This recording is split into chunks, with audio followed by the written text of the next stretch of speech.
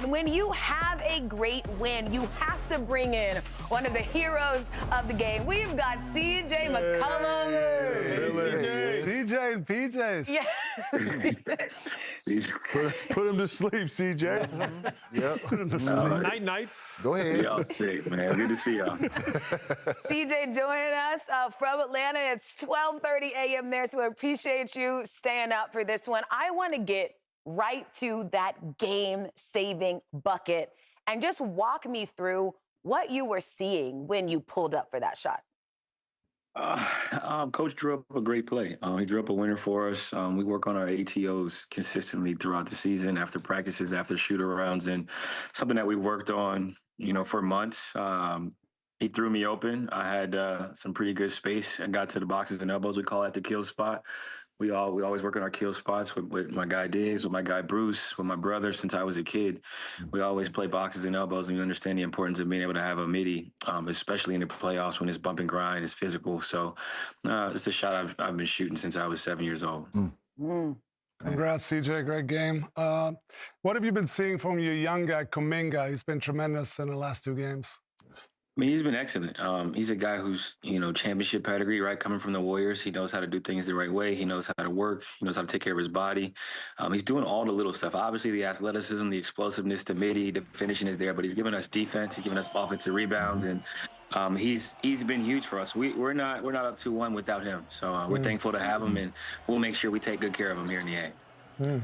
CJ, congrats on the win. You've had a great career. 34 years old. But you've been on the outside looking in the last couple of years. I know you're a consummate pro, but psychologically, mentally, how have you kept yourself fresh to be able to close games in the playoffs after not playing a lot of meaningful basketball in different stops?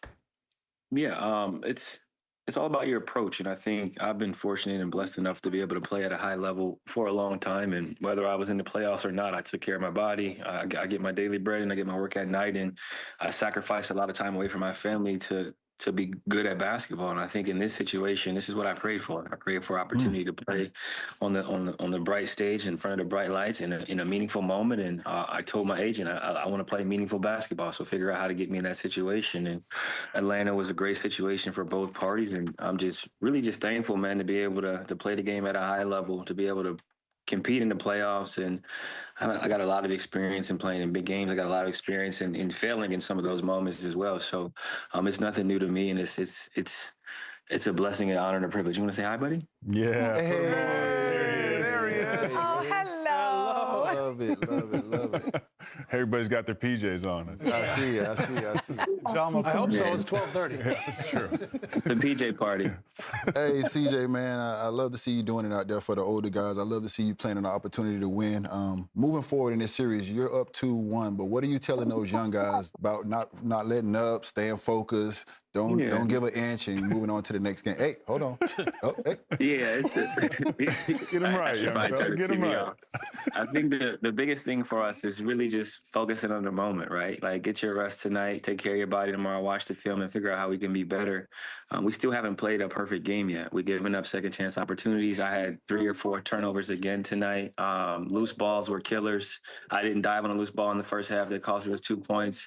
We gave up 5 and 1s. I gave up 2 and 1s to Brunson. So there's the little plays that we have to tighten up for us. And we understand the importance of protecting home court. We protected home court in game 3, and now we got to do the same thing in game 4.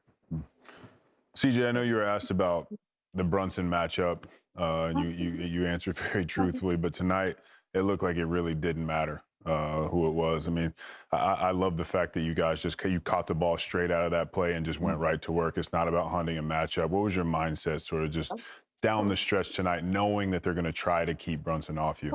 You're my best. You're my best, buddy. I love you so much. Oh. I think the biggest thing for me is it's about winning, man.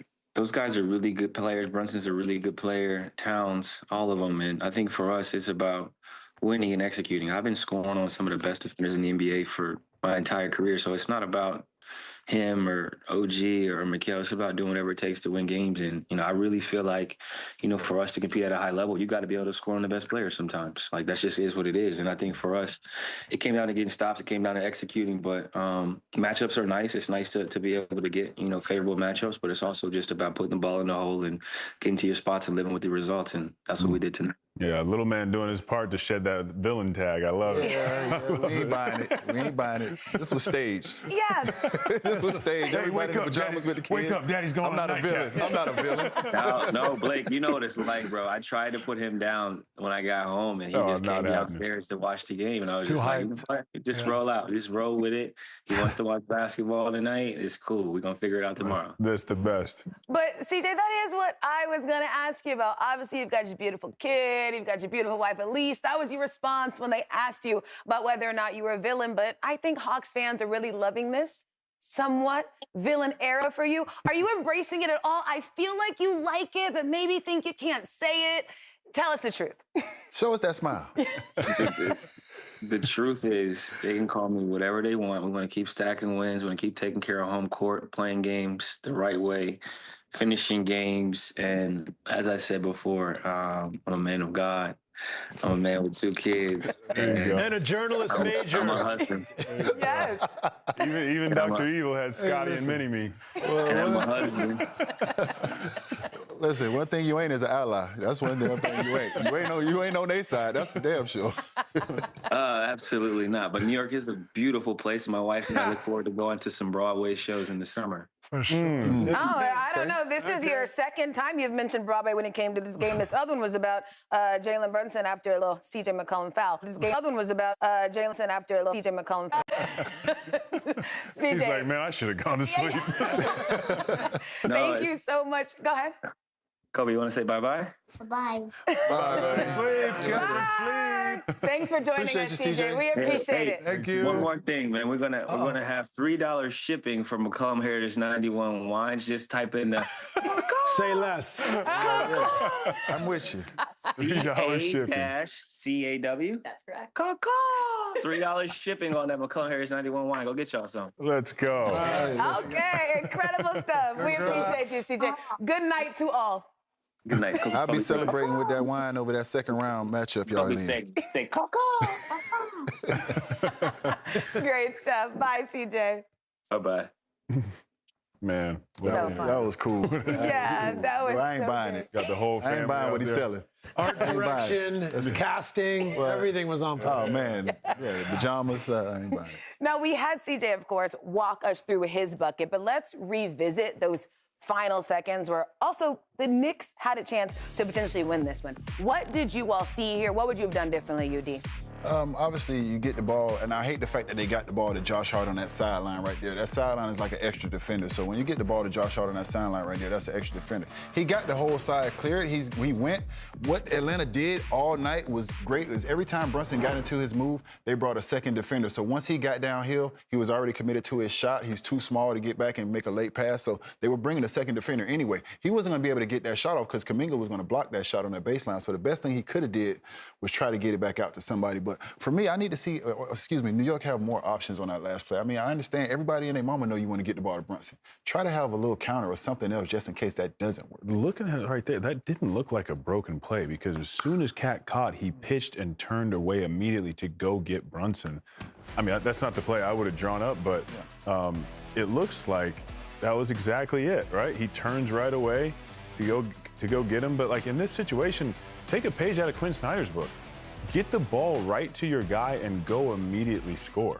It's so much harder when you're running multiple action. You give the defense time to sort of, okay, this is what they're doing. The defense is below, but if Brunson catches that and goes right away, now you're in a little bit more scramble mode. So if that was the design play, I don't know. The spacing was also terrible. Everybody, Steve, you mentioned when we were watching this, everybody was on this side of the floor. Yeah, we talked about that too. At halftime, the Knicks could not catch the ball in their spot most of the night. This is a great view of the risk of multiple passes of end-of-game plays. You know, it's great to play beautiful basketball moves 1, 2, 3. The problem is they're going to try to take it away from the best player.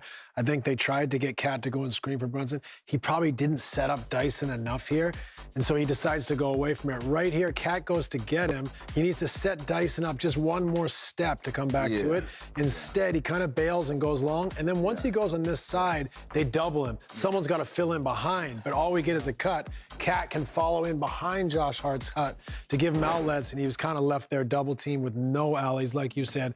Couldn't see over anyone. All the guys were on the other side of the court. So unfortunately, bad execution down the stretch. But some of that is, you know, when you run plays at the end of the game, there is a risk when there's more than one pass involved getting your guy the ball. Yeah, people always complain. You give the ball to your best player and he holds it and he dribbles it. But it is easier sometimes for him to, you know, have court vision and not, you know, scramble to the ball, get the ball. Then it's only a few seconds left. He's got to make a move.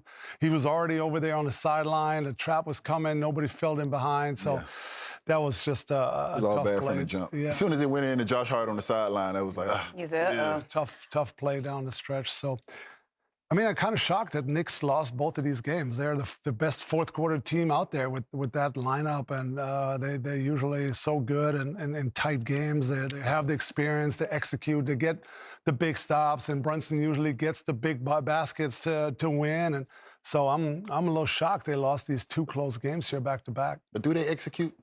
Do they really execute? I think in the playoffs, you can't have any empty possessions. You can't have any wasted possessions. There's too many possessions when I'm watching, and this is not a knock on KAT, because this has to be worked out between KAT and the coach. When Brunson is not in the game, I don't like KAT standing at the top of the key with Jonathan Kaminga guarding him as a hub. I understand you want to run offense through KAT, but sometimes you just got to get down there in the paint, and we just got to take advantage of these mismatches.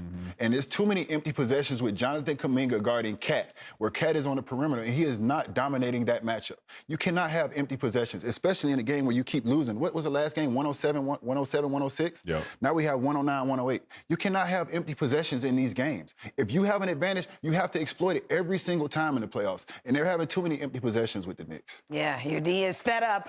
All right. The Hawks are now 14-2 at home since the break, including the playoffs. Coming up, though, the Raptors turned home court advantage into their first win of the series against the Cavs.